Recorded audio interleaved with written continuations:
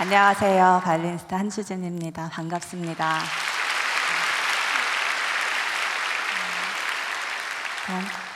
이렇게 귀한 은혜의 자리에 초대해 주셔서 정말 감사드리고요.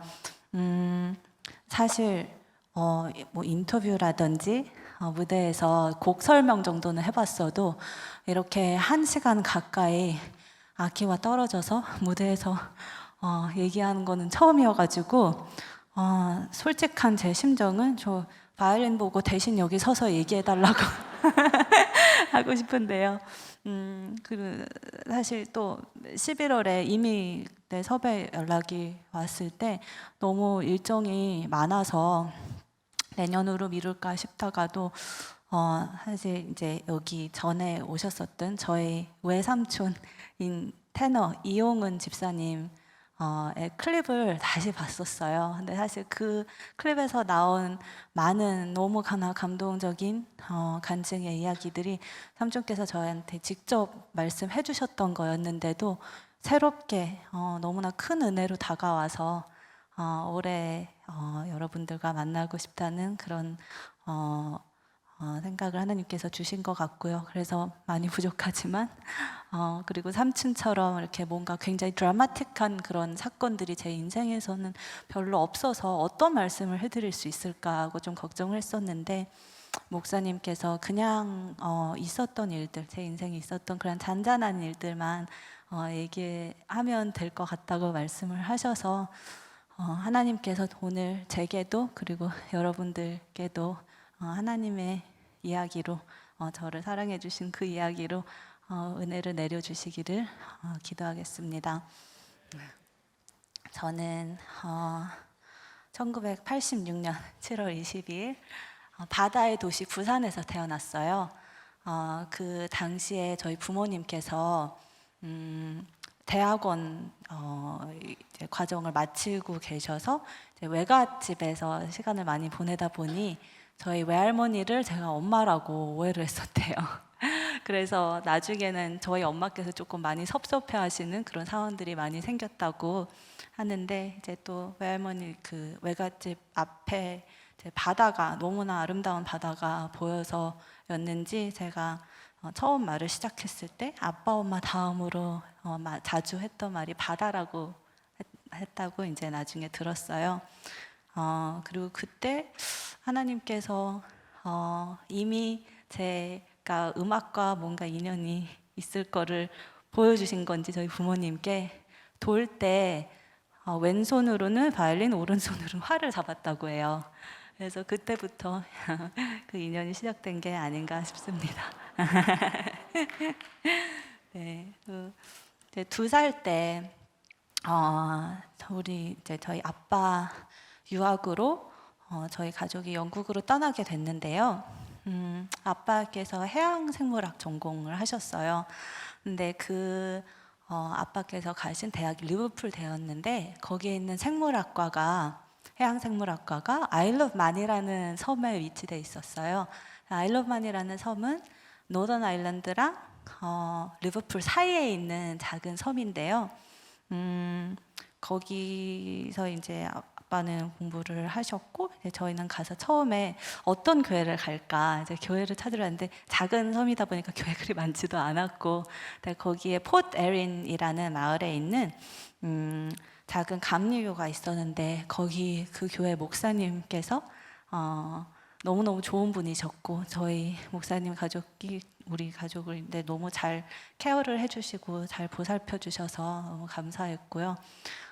사모님께서 가르치시는 주일학교에 제가 다녔었어요.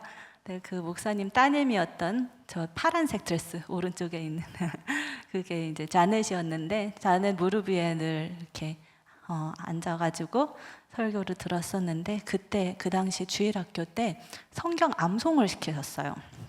그래서 제 생애 첫 성경 암송이 요한복음 3장 16절이었는데 For God so loved the world that he gave his only begotten Son, that whosoever believeth in him should not perish but have eternal everlasting life. 3살이었던 제가 이 구절을 암송하는 게 신기하셨는지 목사님께서 설교 때 강단에 저를 이렇게 들어 올리시고 한 번은 영어로 또 한 번은 한국말로 암송하게끔 하시더라고요. 그리고 나중에는 아까 사진 보셨듯이 비치 미션 때도 한국에서 외할머니께서 보내주신 한복을 입고 이 성경 구절을 암송하며 참여했던 기억도 납니다. 아일러브만에서 너무너무 좋았던 것 중에 하나가요. 사방이 다 자연이었어요. 그래서 제 어린 시절을 그렇게 자연과 가깝게 보냈던 게 제게는 정말 축복이었던 것 같고, 아침에 일어날 때는 구구새 소리로 깼어요. 근데 그 소리가 너무나 정겹고 따뜻하고 평안하게 느껴지더라고요. 그래서 나중에는 저도 막 따라하면서 이 소리가 되게 특이하잖아요. 구구구 맨날 이렇게 하니까 아빠께서 나중에는 네가 내는 소리가 더 구구새 같다고 이렇게 말씀을 하실 정도로 아침에 일어날 때도 그랬고, 이제 나중에는 고슴도치도 저희 집 앞에 있었거든요. 하루는 너무너무 추운 겨울이었는데, 그래서 땅도 꽁꽁 얼었고요. 문을 열고 나가봤는데 저기 멀리서 이렇게 김이 이렇게 모락모락 나는 게 보이는 거예요. 그게 뭐지 하고 가서 봤더니 고슴도치가 이렇게 움츠려 있는 거예요. 근데 그 안쪽에 따뜻한 부분에서 김이 이렇게 모락모락 올라오더라고요.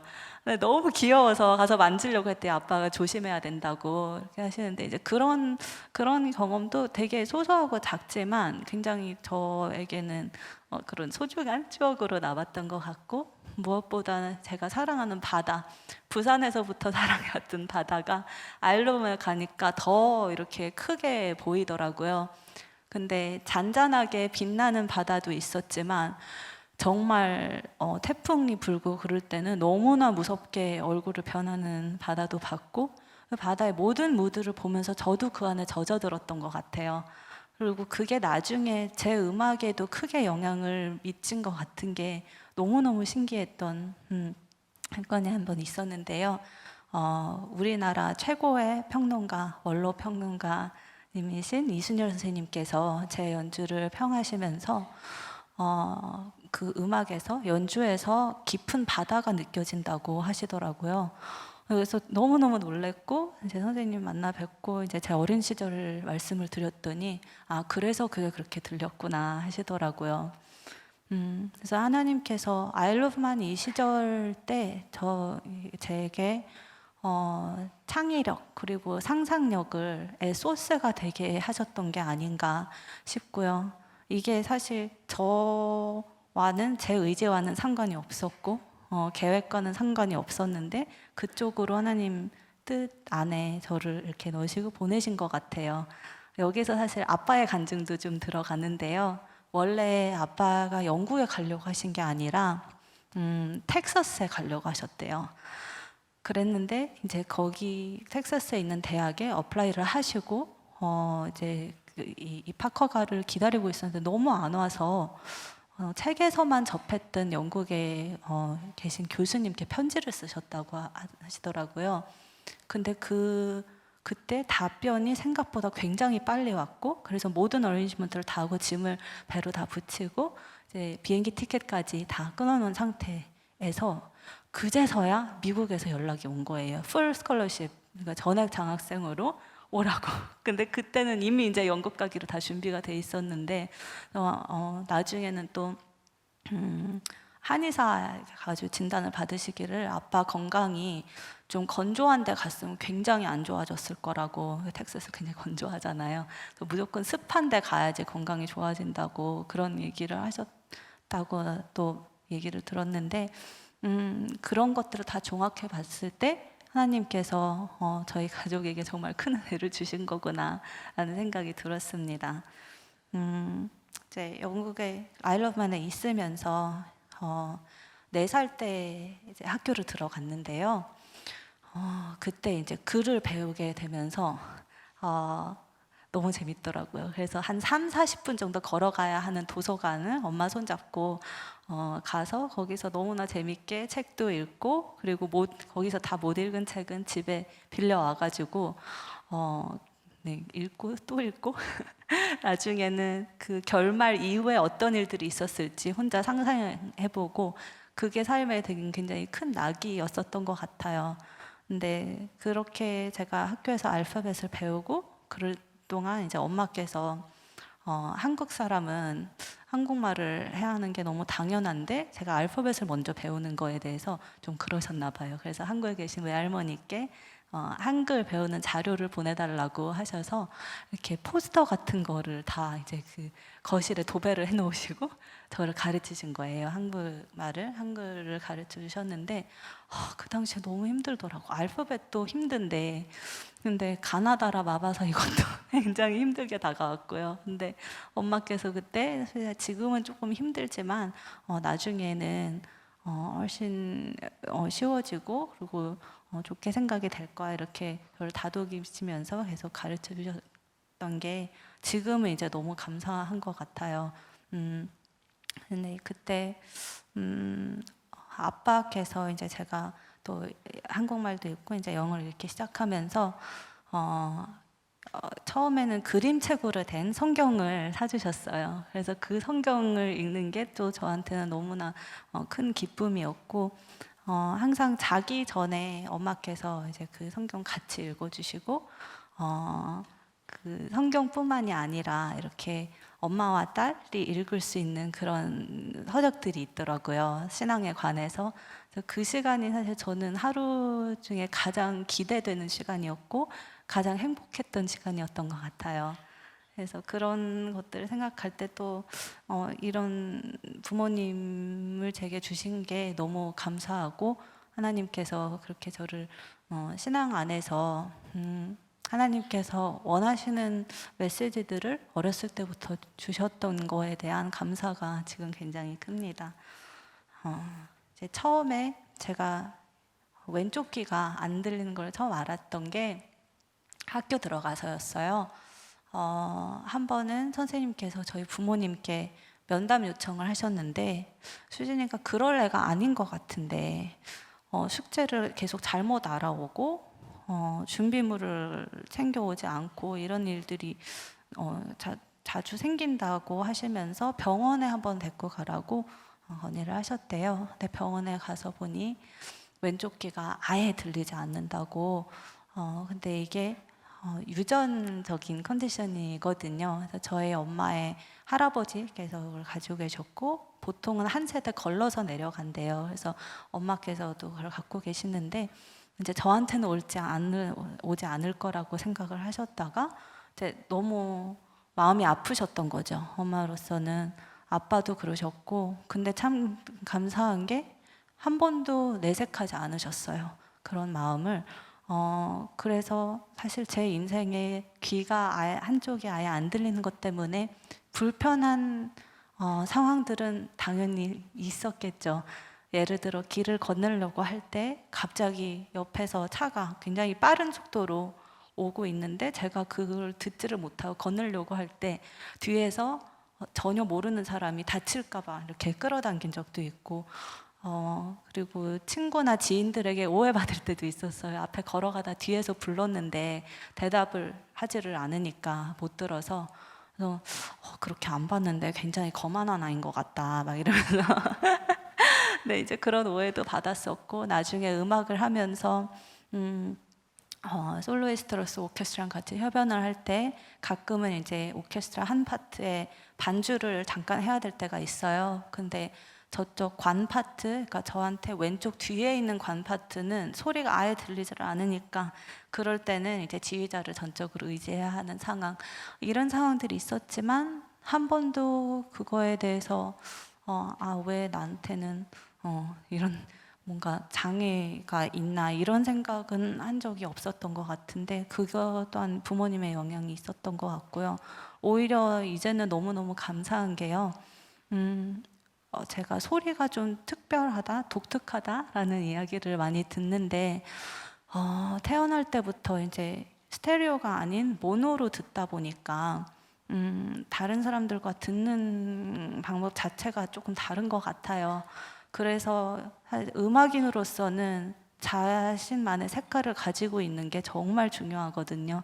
근데 하나님께서 제 길을 이렇게 살짝 받으시고 되게 이런 숨겨진 축복을 주신 것 같아서 지금은 정말 너무 그거에 대해서 감사한 마음입니다. 그래서 하일루만이라는 그 섬이 우리 가족에게 제2의 고향 같은 곳인데요. 이제 거기서 하나님께서 저를 키워주시면서 참 아름다운 영감을 많이 주셨던 것 같고 거기를 지금도 생각하면 굉장히 그 시기가 어떻게 보면 제 인생에서 가장 행복했던 시기로 기억이 되고 그리고 그때 제가 처음 하나님께 기도드렸던 게 3살 때 하나님 항상 부모님께서 되게 너무나 좋으신 분이시고 너무나 수진을 사랑하시고 이제 이런 얘기를 계속 해주셨기 때문에 그 사랑이 많으신 하나님, 그 좋으신 하나님을 너무 보고 싶은 마음이 들더라고요. 근데 보지 못하는 거에 대한 안타까움이 너무 큰 나머지 기도를 하면서 이걸 이제 제 기도를 저희 부모님께서 녹음해서 이제 한국에 계신 할머니, 할아버지께 보내드리려고 이제 녹음을 하셨다고 하는데 그냥 어떻게 보면 좀 말이 안 되는 기도를 했어요. 하나님을 보게 해주시라고. 너무 하나님 보고 싶다고 보게 해주세요. 이렇게 기도를 한 거예요. 근데 그게 제 이제 어린 저에게는 정말 그냥 눈앞에서 피지컬리 하나님을 보고 싶다는 기도였는데 나중에 제가 15살 때였나 한 번은 새벽 기도 가가지고 이제 기도 시간이 굉장히 길어졌는데 기도하다 가만히 그 어두움 속에서 생각을 해봤는데 제가 3살 때 기도했던 게 떠오르면서 하나님께서 그 기도를 들어주셨구나. 그 어린아이 정말 어떻게 생각하면 정말 보잘것없는 어린아이가 올리는 그 말도 안 되는 기도를 제 삶 안에서 하나님을 계속 보여주셨구나. 그 생각을 하니까 정말 눈물이 계속 쏟아지더라고요. 너무너무 감사하고 진짜 하나님은 너무 좋으신 분이구나.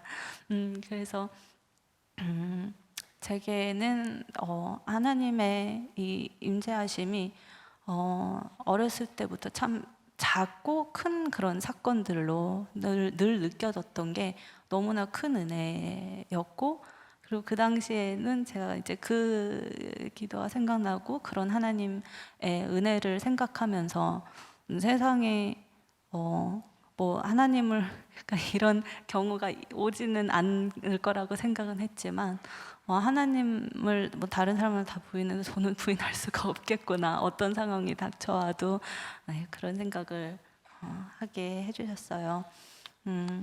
그리고 저희가 이제 런던으로 제가 5살 반 때 이사를 갔는데요. 그때는 이제 저희 엄마 학위 때문에 갔어요. 아빠 박사 과정을 이제 리버풀에서 마치시고 엄마 학위 때문에 런던으로 이사를 갔는데 그때 이제 처음으로 한인 교회를 다니게 됐고요. 작은 한인 교회였지만 저희 부모님께서 아일러반 때보다도 더 그때부터 신앙 교육에 마음을 많이 쓰셨던 것 같아요. 그래서 저의 어린이 그 그림 성경책은 이제 글자가 많아지는 성경책으로 업그레이드가 되고 아빠께서 늘 업그레이드를 하시더라고요. 근데 그림이 점점 주는 게 굉장히 아쉽긴 했지만 받을 때마다 그런 새로운 설렘이 있었죠. 이때 잠깐 이제 아빠 엄마의 결혼 이야기 잠깐 말씀드리려고 하는데요. 이제 저희 엄마의 외숙부님이 다니시는 교회 아까 말씀드린 테너 이용은 집사님의 아버님이 다니시는 그 교회 목사님 소개로 엄마 아빠가 만나게 되셨어요. 근데 아빠는 첫눈에 엄마께 반하셔가지고 그날 바로 집에 돌아가셔서 이렇게 기도를 하셨대요. 하나님, 이 사람이랑 결혼하게 해주시면 뭐든 다 하겠습니다. 그랬는데 이제 엄마는 반면에 첫인상이 너무 성실하고 너무 좋은 사람이라는 생각은 했지만 확신은 없으셨나 봐요. 근데 3번째 만남에서 어떤 사람이 되고 싶은지를 물어봤는데 그 질문에 아빠께서 이렇게 대답하셨대요. 다윗보다 더 하나님 마음에 합한 사람이 되고 싶다. 그 말을 들으시고 엄마는 바로 확신을 얻으신 거예요. 근데 그렇게 해서 두 분이 결혼하시게 됐고, 그리고 제가 여기 오늘 이렇게 있는 겁니다. 네.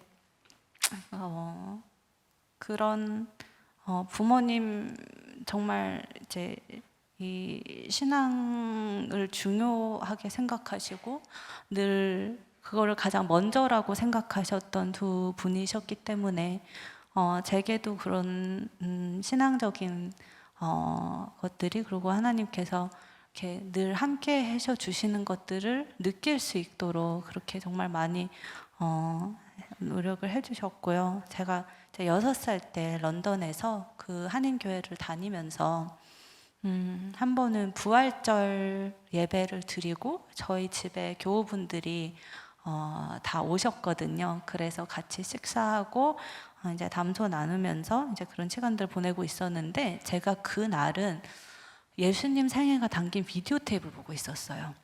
근데 그게 이제 히브리어로 돼 있었고 서브타이틀, 그러니까 자막이 영어로 돼 있어가지고 뭔가 더 리얼하게 다가오더라고요. 그래서 그 영화를 계속 보고 있던 중 예수님께서 십자가에 못 박혀 돌아가시는 그 장면이 나오는데 가슴이 찢어질 것 같더라고요. 너무너무 슬프고, 그러면서 이제 그때 막 울기 시작했던 거예요.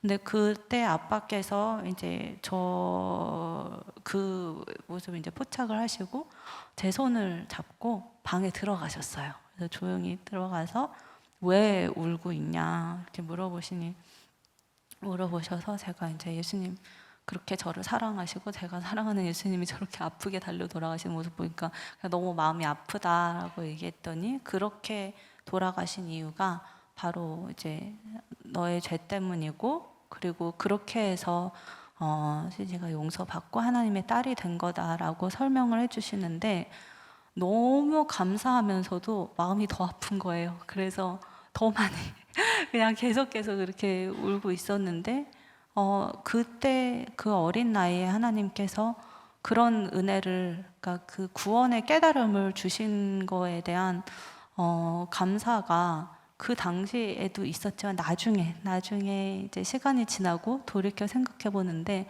정말 너무 과분한 은혜를 주신 거구나 라는 생각이 들더라고요. 그래서 그게 저한테는 굉장히 소중하게 평생을 남았고, 이제 저희 부모님께서도 이제 그런 순간들을 잘 잡아주셔서, 네, 저도 이제 그런 거에 대한 감사도 늘 남아 있는 것 같습니다. 제가 성장하는 동안 부모님께서 푸시하실 수도 있는데 한 번도 푸시하신 적이 없어요. 공부도 그렇고 나중에 바이올린을 했을 때도 강제로 연습을 이제 시키시거나 그런 적이 없었고, 오히려 제가 이제 시험을 앞두고 있는데 영화 보러 간 적도 있고, 또 연주나 오디션을 앞두고 그냥 자연으로 나가거나 아니면 동물원을 가거나 이제 그런 식으로 오히려 저를 좀 더 이렇게 창의적으로 리프레시하는 그런 노력을 많이 해오셨던 걸로 이제 기억하는데, 이제 저는 그렇게 노력하신다고 생각하지 않았고 그냥 너무 마냥 행복하고 좋았죠. 그렇게 할 수 있다는 게. 그래서 이제 아빠께서는 또 이제 시간 나실 때마다 저랑 캐치볼도 하시고, 제가 좀 소심했거든요. 약간 조심스러웠어요. 아기 때부터 성격이. 그래서 이제 그걸 좀 풀어주시려고 하루는 이제 영국에는 눈이 온 게 굉장히 드물거든요. 겨울에. 근데 한번 눈이 이렇게 쌓였던 거예요. 그래서 저 신나가지고 코트 입고 내려갔는데 아빠께서 눈에 한번 누워보라고 그러시더라고요. 상상 속에서 많이 해봤는데 거의 사람들도 볼 것 같은데 누우라고 하니까 조금 약간 의아했지만 그래도 한번 누워봤어요. 그러고서는 팔을 이렇게 한번 움직여보라고 하시고 또 거기서도 한번 굴러보라고 하시는데 갑자기 너무 자유로워진 거예요, 제가. 그래서 그 자유를 만끽하면서 너무너무 이제 행복하게 그 눈 속에서 굴렀던 생각이 나는데요. 그런 이제 자연과 이렇게 계속 뭔가 더 가까워지는 도시 속에 있었음에도 그런 작은 경험들이 제게 굉장히 소중하게 남았던 것 같습니다. 근데 아빠는 이제 본의 아닌 기러기 생활을 하게 되셨는데요. 저 때문에. 근데 그 기간 동안에도 이제 아빠께서 읽고 아빠 신앙 서적을 굉장히 많이 읽으셨어요. 그래서 그 중에 읽고 감명 받으시는 것들을 저에게 늘 보내주셨고, 제가 아빠랑은 통화를 거의 매일 했었거든요. 떨어져 있는 기간 동안. 근데 그럴 때 이제 그 보내주신 책을 읽고 서로 나누고 쉐어를 하고 받은 은혜를 쉐어하고 그 시간이 제게 또 너무나 행복한 시간이었고 많은 위로를 받는 시간이었어요. 신앙적으로 아빠께서 이제 하나님께서 이제 아빠보다 더 제게는 가까운 아버지 같은 분이시라는 것도 많이 말씀을 해주셨고 얼마나 마음이 또 넓으신 분인지 따뜻하신 분인지 그리고 또 굉장히 많은 그런 이야기들을 해주시면서 제가 하나님에 대한 궁금증도 더 많이 생기고 더 깊이 알아가고 싶은 그런 마음들도 생겼었던 것 같아요. 그리고 엄마는 이제 저랑 옆에 같이 계시면서 제가 엄마를 롤 모델이라고 얘기할 정도로 그리스도의 삶을 그러니까 엄마 삶을 통해서 그리스도인의 삶이 어떠해야 되는지를 제가 옆에서 너무 생생하게 이렇게 바라봤었던 거예요. 억울한 일이 있어도 절대 불평하지 않으시고 정말 엄마는 이제 모든 거를 다 이렇게 내놓으시고 도우려고 하시는데 상대방이 해를 끼치려고 할 때도 있었거든요. 근데 그럴 때 굉장히 화가 날 수도 있고 배신감이 들 수도 있고 그런데 물론 굉장히 처음에는 굉장히 속상해 하셨지만 모든 베스트를 하나님께서 다 아시고 그리고 하나님께서 뜻이 있으시기 때문에 허락하신 거다. 하나님 허락함 안에 이런 일들이 생기는 거다라는 이야기를 하시며 그런 것들을 받아들이고 오히려 포용하시는 그런 모습을 보면서 제가 한편으로는 굉장히 답답하기도 했고요.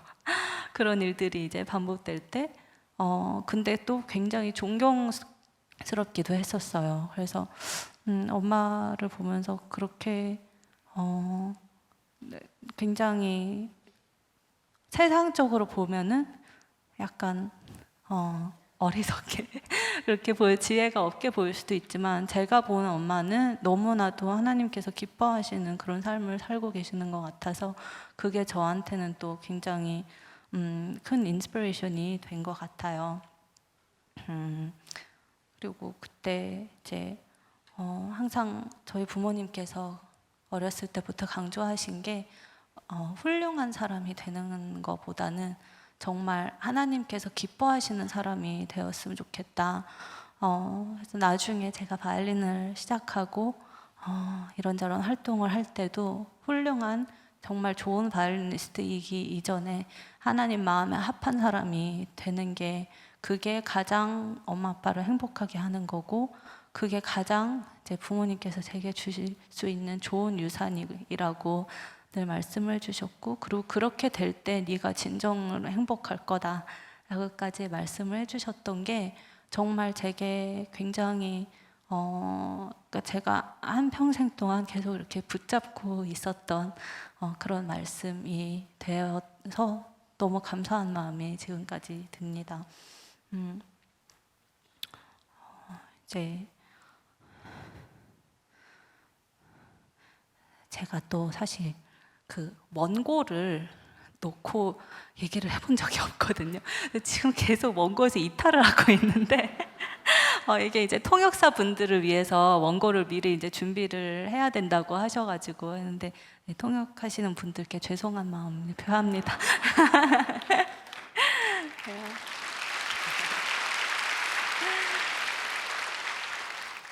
네, 제가 제 바이올린과 진지하게 만나게 됐을 때가 한국 나이로 9살, 만으로 8살 되기 직전이었는데요. 그때 한국에 잠깐 왔을 때였어요.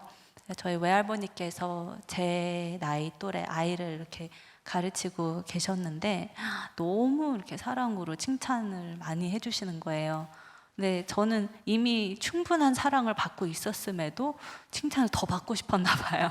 근데 저도 그 정도 할 수 있을 것 같아서 이제 바이올린을 할머니께 가르쳐 달라고 이렇게 졸랐었는데 그때 이제 해보면서 굉장히 좋더라고요. 그래서 영국 돌아와서 어린이들을 잘 가르치기로 유명한 선생님께 갔는데요.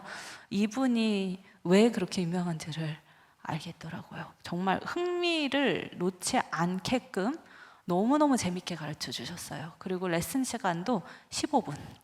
네. 너무 네, 이제 그 어린 저로서는 그 시간이 너무 좋았는데 이제 그분의 프린시플이 그거였어요. 아이들은 집중할 수 있는 시간이 길지가 않기 때문에 그거보다 넘어가면 흥미도 잃고 효율성도 떨어진다. 그래서 이제 엄마께도 얘기를 하셨대요. 그러니까 연습을 주중에 이제 레슨 안 올 때 연습할 때도 절대 15분 넘어가지 않게 그걸 잘 지켜달라고. 네, 그래서였는지 흥미를 잃지 않고 이제 물론 나중에는 30분으로 늘고 45분으로 늘고 이렇게 됐지만 8개월 정도 정말 재밌게 하다가 맨유인 학교라는 영재 학교에 들어가게 됐어요. 네, 예우디 맨유인이라고 전설적인 바이올리니스트가 설립한 영재 학교였는데요. 사실 들어갈 거라는 생각을 못 하고 갔어요. 왜냐하면 시작한 지 8개월밖에 안 됐고 그건 거의 뭐 초보자 수준 정도라고 생각을 했기 때문에 현실적이지 않다고 생각을 했지만 일단 선생님께서 도전을 해보자 하셔서 갔는데요. 거기서 이제 준비해 가는 곡도 있지만 초견을 내주더라고요. 근데 준비하는 곡까지는 다 뭔가 순조롭게 가는 것 같더니 초견에서 중간에서 그냥 멈춰버린 거예요. 그래서 그때 제가 들었던 생각이 집에 가야 되는구나, 끝났구나. 나는 이 학교랑은 전혀 이제 인연이 없어지는구나 이렇게 생각을 했는데 감독님께서 다시 악보를 보고 악기를 잡지 말고 악보만 보고 악보에 써 있는 것들을 보고 네가 이 음들을 통해서 어떤 거를 표현하고 싶은지 한번 쭉 훑어본 다음에 다시 해보라고 하시더라고요. 근데 그래서 그렇게 해봤죠. 그렇게 한번은 이렇게 생각을 해보고 쭉 보고 했는데 그때는 한 번도 안 멈추고 끝까지 이제 완성을 했는데 그때 제가 처음으로 그걸 경험을 한 것 같아요. 그러니까 연주에서 이 멘털 준비가 얼마나 중요한 것인지 그냥 피지컬한 것만 중요하다고 생각할 수도 있잖아요. 근데 이 멘털 준비의 힘이 얼마나 크다는 건지 그때 이제 처음 경험을 하게 됐는데 이제 보통 합격 통보는 편지로 받거든요. 그래서 근데 감독님 엄마가 이제 밖에서 기다리고 계셨는데 감독님이 나가면서 엄마께 바로 얘기를 하셨대요. 합격이라고. 근데 엄마는 제가 멈춘 것도 바깥에서 다 들으셨거든요. 그래서 아니 그때 처음에 할 때 멈췄는데 어떻게 됐냐 했더니 지금 현재 상태보다는 잠재력을 보고 잠재력이 굉장히 많이 보인다고 이렇게 말씀해 주셔서 그것도 정말 하나님의 은혜인 게 잠재력을 안 보고 그 상황만 봤었으면 저는 이제 그 학교랑은 이제 전혀 인연이 없게 됐었을 텐데 그런 식으로 또 저를 인도해 주셔서 그 학교를 다니게 됐고 사실 그 학교의 데이타임은 너무너무 좋았어요. 공부하는 거, 레슨하는 거 너무 좋았는데 이제 기숙학교였거든요. 근데 기숙사 생활이 굉장히 엄격하다 보니까 저랑은 굉장히 맞지 않았던 것 같아요. 그래서 저는 처음에는 그냥 책에서 읽는 것처럼 굉장히 재밌을 거라고 생각했거든요. 기숙사 생활이. 근데 집에서는 정말 자유롭게 10시까지 책도 읽고 뭐 인형들이랑도 좀 놀고 이렇게 할 수 있었는데 여기는 8시 되니까 소등을 하는 거예요. 근데 그때 이제 그 이후로 8시 이후로 불이 켜지거나 소리가 나면 사감선이 바로 와서 야단치세요.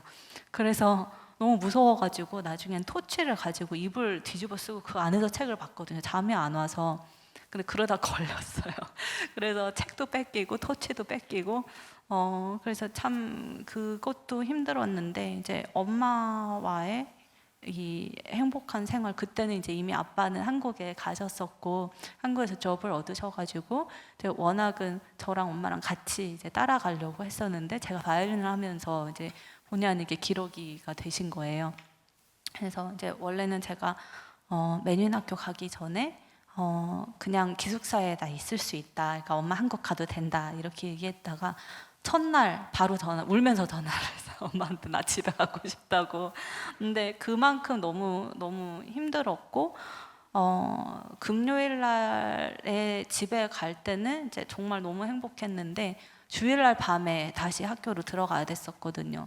정말 세상이 그냥 끝나는 것 같더라고요. 세상이 무너지는 것 같았어요. 그래서 엄마 가시는 그 뒷모습을 보면서 진짜 클리넥스 한 통이 모자랄 정도로 너무 많이 근데 울었는데 그게 매주가 되니까 정말 너무 힘들더라고요.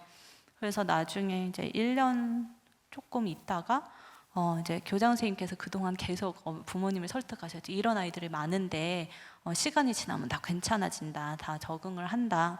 근데 저는 적응이 안 되고 나중에는 몸에까지 나타났어요. 그래서 그 힘든 것들이, 그래서 이제 저희 부모님께서 퍼셀 학교라는 또 다른 음악 학교로 전학 가는 거를 결정해 주셨는데 저는 너무 기쁘더라고요. 그 얘기를 들었을 때. 그리고 이 퍼셀 학교라는 곳에서 제 인생에 가장 큰 영향을 주신 세 분을 만나게 됐어요. 이제 네, 저기 지금 보시듯이 네, 저 안드레ев스키 선생님, 제 음악 생활에 가장 영향을 많이 주신 바이올린 선생님, 그리고 중간에는 로즈마리 라파포트라고 퍼셀 학교 설립자, 그리고 가장 저 오른쪽에는 세계적인 영국 최고의 현악기 딜러 찰스 비어인데요. 이 세 분이 정말 저한테는 천사 같은 분들이셨어요.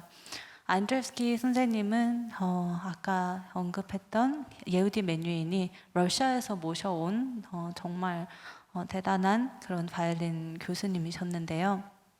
제가 선생님과 처음 이렇게 배우게 되면서 너무 놀랐던 게, 그러니까 첫 레슨 때 선생님의 모습에 일단 너무 놀랐어요. 백설공주와 일곱 난장이들, 그러니까 일곱 난장이 중에 한 명일 수도 있게 그렇게 생기셨더라고요. 귀도 여기가 이렇게 뾰족하게 이렇게, 일단 그 모습에 제가 너무 놀랐었고, 또 선생님께서 보통은 레슨을 시작할 때 기본기로 시작을 하거든요. 그리고 곡을 제일 나중에 해요. 근데 저보고 뭘로 시작하고 싶은지를 물어보시더라고요. 근데 저는 이제 모범 답을 드렸죠. 그 스케일로 시작을 하겠다 그랬더니, 내가 지금 물어본 건 그게 아니라 뭘로 시작해야 되느냐고 물어본 게 아니라 뭘로 시작하고 싶냐고. 그래서 제가 그때 덥석 그거를 하겠다고 했는데, 그것도 저는 이제 너무 좋았고, 제가 이제 그 곡을 하고 난 다음에 선생님께서 다이아몬드가 커피는 많은데 제뉴인은 정말 드물다. 근데 너는 제뉴인 다이아몬드라라고 말씀을 해주시더라고요. 근데 그러면서 다음에 레슨 올 때는 너가 하고 싶은 곡들 리스트업 해가지고 오라고.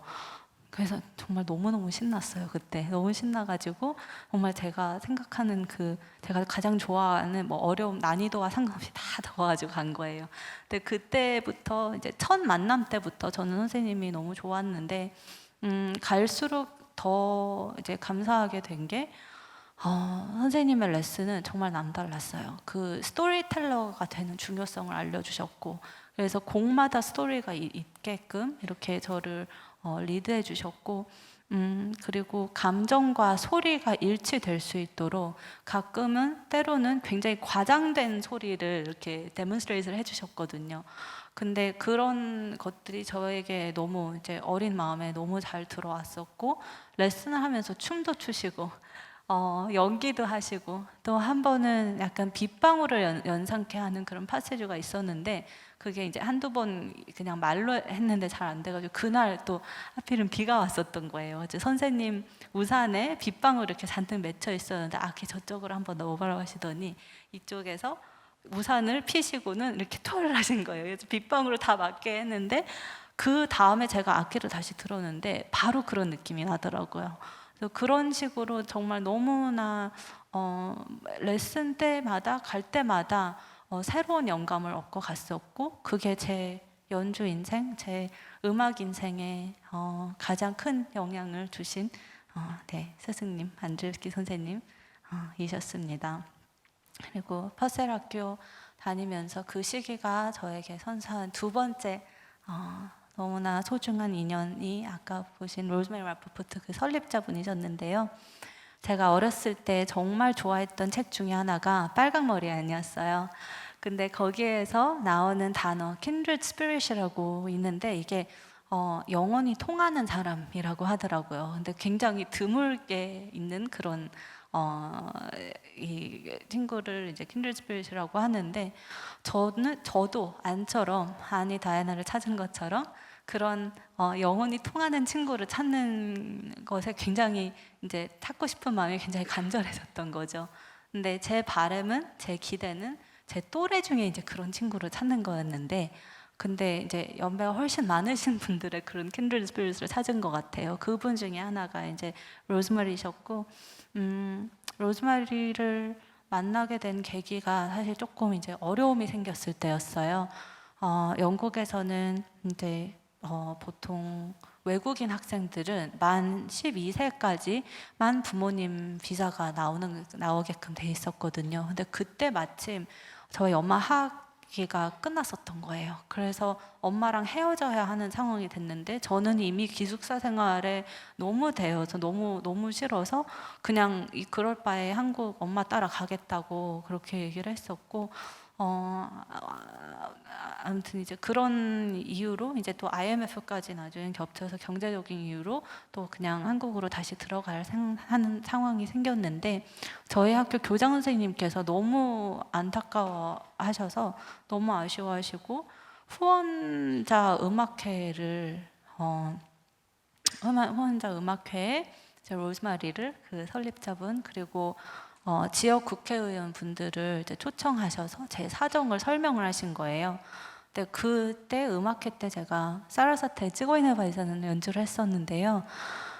공연이 끝나고 한 나이 드신 여성분께서 오시더니 정말 친절하게 이렇게 말씀을 해주시면서 전설적인 바이올리니스트 요셉 하세드를 연상케 하는 연주였다고 말씀을 하시는 거예요. 그러면서 개인적으로 후원을 하시겠다고 하셨는데, 그분이 바로 이제 로즈마리이셨고, 정말 그분 처음 봤을 때도 너무너무 인자하시고 너무 아름다우셨는데 이름이랑 너무 마치가 잘 되더라고요. 그래서 이제 그분 댁에 부모님이랑 같이 감사 인사차 가기도 하고, 이제 그때부터 이제 70세 나이 차이를 넘어선 우정이 시작되었죠. 이제 정말 로즈마리가 있을 때는 시간이 가는 줄을 모르고 대화를 나눴어요. 제 또래 친구들과는 이야기할 수 없는 것들도 정말 마음껏 이야기하고, 피크닉도 같이 하고, 제가 정말 너무너무 좋아하는 엘더 플라워 코디올도 늘 이렇게 준비해 놓고 계셨거든요. 그래서 너무 행복한 나날들을 보내고 소중한 추억들을 함께 만들고 있다가, 제가 이제 바이올린의 쇼판 콩쿠르라고 불리는 비니아스키 콩쿠르에 나가게 되었어요. 그래서 한 6달 그 전에, 그러니까 비니아스키 나가기 6달쯤 전에 아직 14살일 때 안드레스키 선생님과 이제 많이 배웠고, 또 이제 발전을 했으니 다른 영향도 받을 때가 된 것 같다라는 주변 분들의 조언에 로열 아카데미 오브 뮤직 런던 왕립 음악원에 그 당시에 이제 그 주목을 받고 계신 교수님께 컨설테이션을 받게 된 거예요. 근데 그때 이제 최종 오디션을 총장님이랑 봤는데 그 오디션 결과 4년 전액 장학금 조건으로 대학 조기 입학 오퍼를 받게 되었어요. 그래서 저는 그걸 굉장히 영광스럽게 생각하고 로즈마리께 얘기를 했는데 의외의 반응이 왔던 거예요. 그냥 정상적으로 16살 때까지 학교를 마치고, 안드레스키 선생님께서 지금까지 저의 개성을 살리며 너무 잘 이끌어 주셨는데 그렇게 선생님과 함께 갔으면 좋겠다.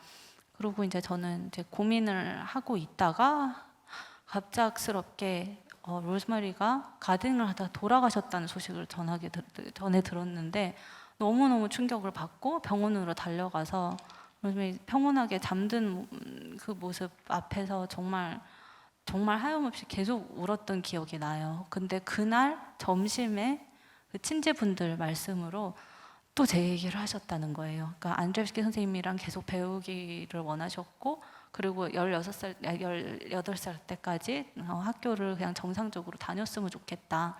이 얘기를 하셔서 저는 그걸 유언으로 삼고 제 그 뜻을 따르기로 다짐을 했었죠.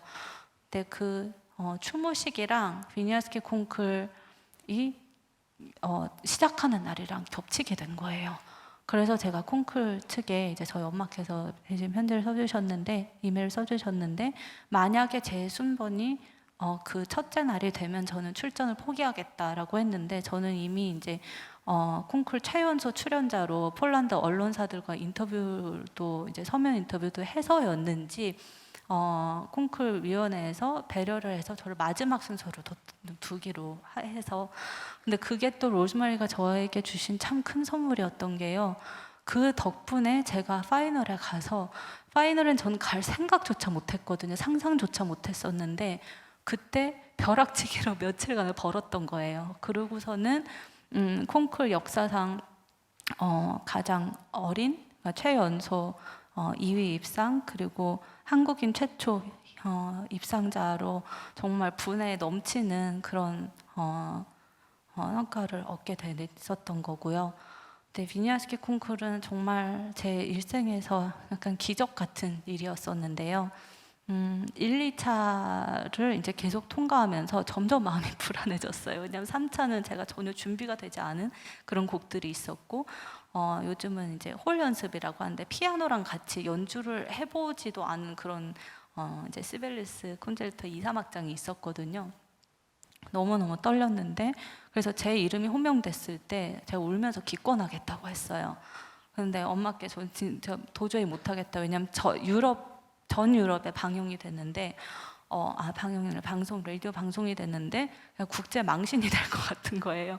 너무 어린 마음에 두려워서 안 하겠다고 했는데 엄마께서 그래 또 하나님께서 주신 기회인데 한번 기도해보고 하나님께서 마음의 평안을 주시는 대로 결정을 하라고 하셨고, 정말 간절히 이제 눈물 흘리며 계속 기도했었거든요. 연습을 하면서 제가 조금 특별히 안 되는 부분이 있었는데, 하나님 이 부분이 어느 정도 해결이 되면 그러면 하나님께 응답 받은 걸로 알고 너무 두렵지만 도전을 하겠습니다. 3일째 그 부분이 되더라고요. 그래서 너무 감사한 마음으로 그러면 나가겠습니다 했는데, 무대 문이 딱 열리는 순간 조명이 너무 밝았거든요. 근데 그 밝은 조명이 보이고 홀을 가득 메운 청중들을 보니까 그 순간 그냥 저절로 다 내려놓게 됐어요. 아, 나는 정말 이제는 할 수 있는 게 아무것도 없구나. 하나님께서 그냥 전적으로 저를 책임져 주시라고 하고 무대에 올라갔는데, 그 연주를 어떻게 했는지는 기억이 안 나요. 다만 마지막 음을 냈을 때 터져 나오는 한호와 그 박수 갈 때 소리에 너무 놀라가지고 약간 꿈에서 깨어난 듯한 그런 느낌이었는데, 정말 너무너무 감사한 마음으로, 마지막 곡은 제가 어렸을 때부터 즐겨 하던 곡이었거든요. 그래서 그렇게 즐겁게 임했는데 정말 하나님께서 제게 너무나도 큰 기적을 베풀어 주신 그런 무대였고, 그 무대가 가능한 거는 아까 그 로즈마리 덕분에, 그리고 로즈웨이 덕분에 또 안드레ев스키랑 굉장히 중요한 제 성장 시기를 이렇게 마칠 수 있어서 지금도 굉장히 감사한 생각이 들고요. 마지막으로 이제 찰스 피어와의 만남, 찰스 피어를 로즈마리가 소개시켜 주셨는데 최근에도 이메일 왔다 갔다 했었어요. 근데 그때 찰스가 처음에 로즈마리가 소개를 할 때 세계를 놀라게 할 아이라고 소개를 하셨는데 그렇게 된 것 같아 너무 행복하다고 하시더라고요. 그래서 그렇게 또 로즈마리를 기억하는데 기억하는 시간을 가졌고, 그래서 이 세 분들이 제 음악 세계를 건강하고 특별하게 발전시켜 주신, 하나님께서 보내주신 새 천사라고 생각을 하고 기억을 하고 있습니다. 그리고 이제 비니아스키 콩쿨 하고 난 다음에 정경원 선생님의 지도를 받게 되었고, 또 선생님 소개로 정명훈 선생님께 제 16번째 생일 때 오디션을 보게 돼서 선생님께서 제 연주를 들으시고 하늘이 내린 재능이라고 얘기를 해주셔서 그 후에 이제 6차례 연주를 하게 됐습니다. 네. 제 어두운 시기는 제 암흑 같은 시기가 있었는데요. 제 턱관절 수술 이야기예요. 근데 제가 어렸을 때 머리를 다쳤는데 그 사고가 나중에는 이제 이 직업병으로 발전을 하면서 굉장히 힘들어지고 너무 안 좋았을 때는 이제 일상생활조차 굉장히 힘들게 됐었거든요. 치료 기간이 처음에는 이제 수술이 불가피하게 되자 치료 기간을 1년 반 정도로 얘기를 들었는데 중간에 이제 첫 번째 수술이 잘못된 거예요. VIP 신드롬이라고 하셨는데 이제 너무 잘 수술을 하려다가 오히려 잘못된 케이스였다고 하시더라고요. 근데 그때 정말 그 수술 자체가 너무너무 힘들었기 때문에 저는 다시 해야 한다는 상상조차 하기도 싫었고 너무 끔찍했거든요. 근데 저도 모르게, 그러니까 감이 왔었던 것 같아요. 이걸 다시 해야 될 수도 있겠구나. 근데 저도 모르게 하나님께서 다시 수술하라고 하시면 저 기꺼이 하겠습니다 라는 기도가 저도 모르게 나오는데 제 자신이 너무 싫더라고요. 왜 그런 기도가 지금 나오고 있지 정말 이해도 안 가고. 근데 그게 성령님께서 제게 이제 그걸 브레이스를 해주셨던 게 아닌가 그런 생각이 듭니다. 이때 잠깐 찬양 한 곡 더 목마른 사슴 들려드릴게요.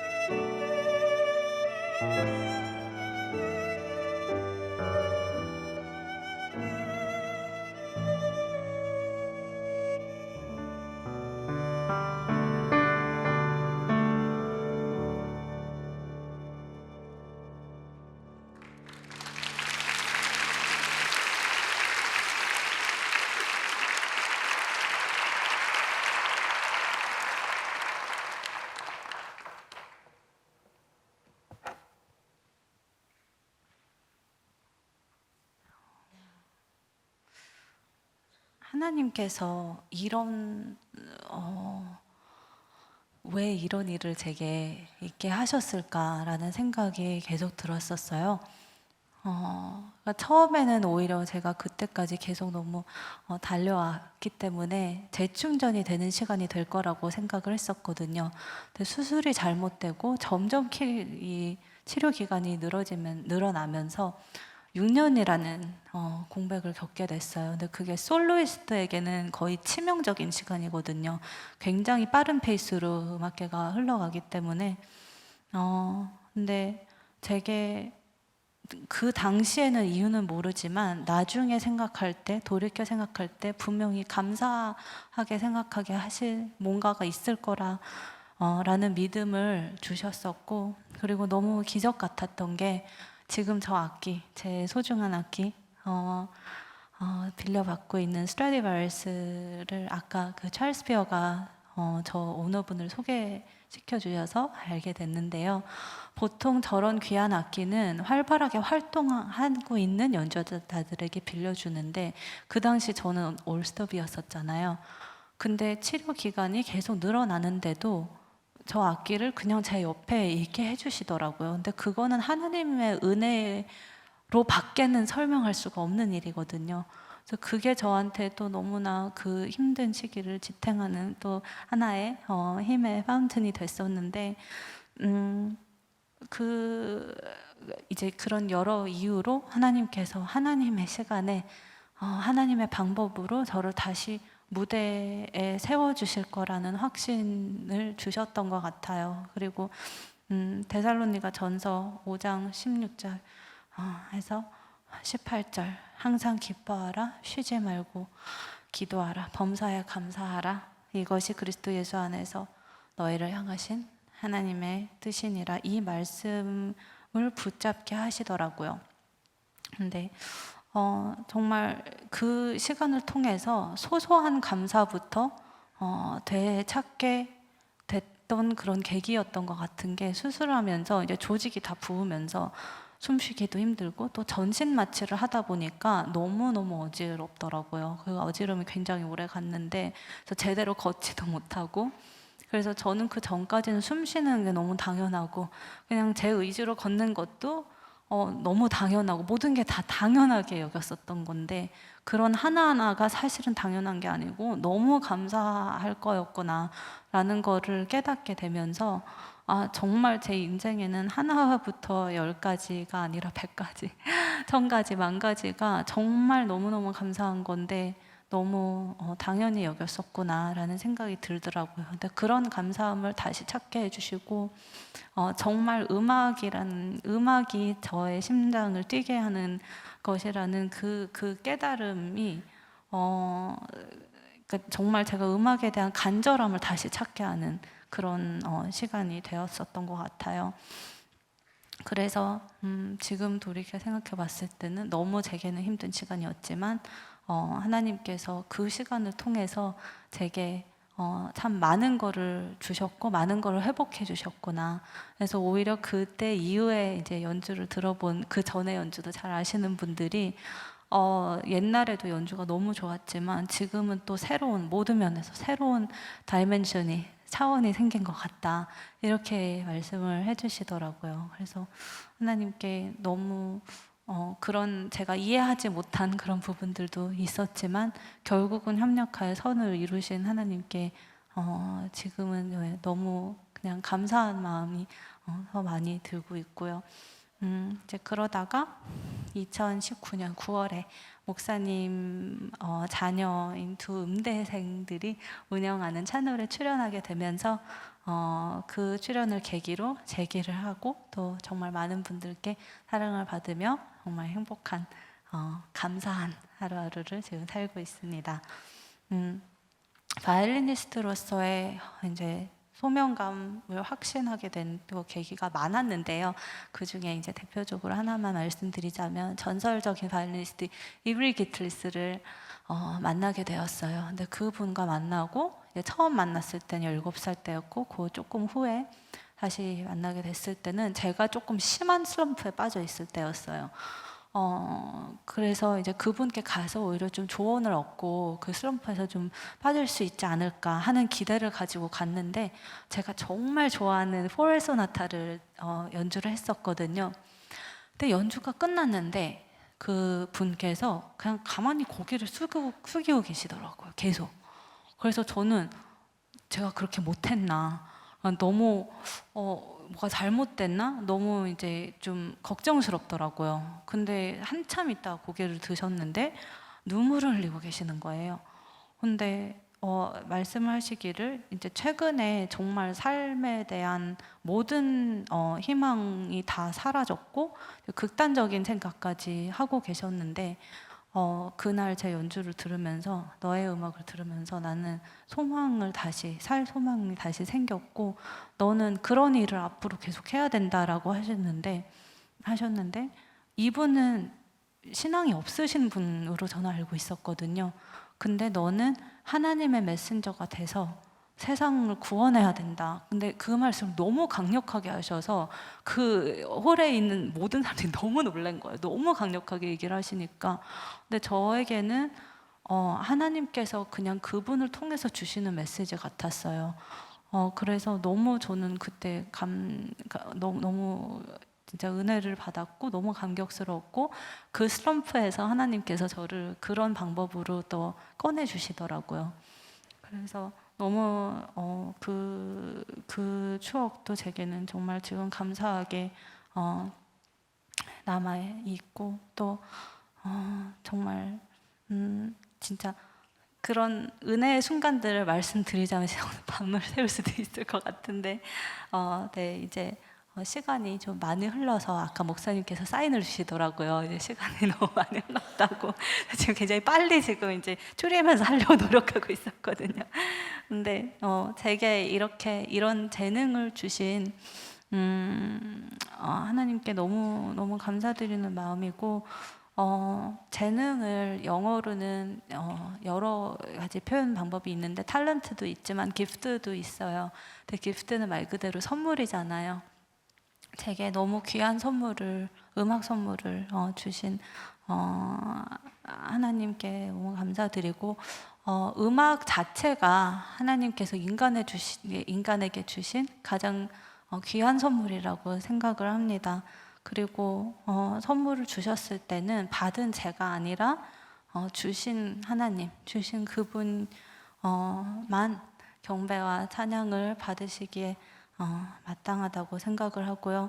또 오늘 제가 말씀드린 것도 제 인생 이야기가 아닙니다. 제 정말 작은 인간에게 베풀어 주신 하나님의 사랑 이야기를 제가 조금 이렇게 쉐어한 거라고 생각을 하고요. 하나님께서 그냥 이 작은 저의 이야기를 통해서 은혜를 베풀어 주실 것을 바라고 또 영광 받으시기를 바랍니다. 저는 여전히 부족하지만 하나님께서 독생자를 보내주실 만큼, 독생자를 내어주실 만큼 사랑하시는 이 세상을 치유하시는데 그냥 일조를 하고 싶고요. 그렇게 하도록 앞으로도 노력을 할 거고, 또 하나님께서 내려주시는 위로와 평안의 정직한 메신저, 그런 통로가 되기를 앞으로도 계속 노력할 테니 여러분들께서도 기도해 주시면 감사하겠습니다. 감사합니다.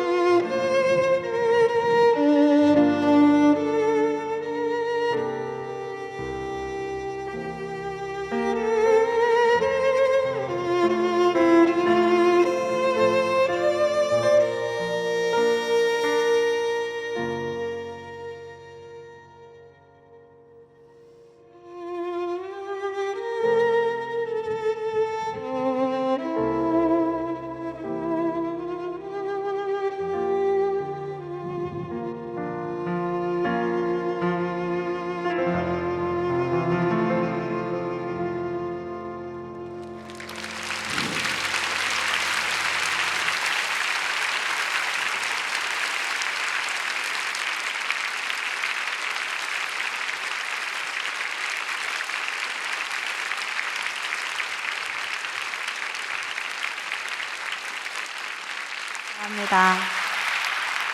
네, 오늘 원래 이게 마지막 곡이었는데요. 어때? 한 곡 마지막으로 더 들려드릴까요?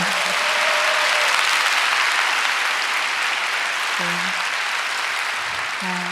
이 짧은 곡으로 이제 마무리를 할게요. 슈버트의 안디 무지크라는 음악의 부침이라는 곡인데요. 이게 약간 저의 지금 방금 한 하나님의 은혜가 저의 인생 찬양이었다면, 저의 고백이 담긴 찬양이었다면, 슈버트 안디 뮤직은 제 인생 클래식인 것 같아요. 그러니까 이 곡이 원래는 가곡인데 거기에 담긴 가사가 너무 제 인생 스토리에 맞는 건데, 정말 슈베트 친구가 지은 가사였거든요. 근데 거기에 원래는 음악이 아니라 예술이었어요. 예술에게 이제 쓰는 건데, 정말 인생의 이 잿빛으로 되어 있을 때 음악이 더 나은 세상을 보여주었다고 하면서 음악에 감사를 표하는 그런 곡인데요. 네, 오늘은 그 음악을 주신 하나님께 감사하는 마음으로 하겠습니다.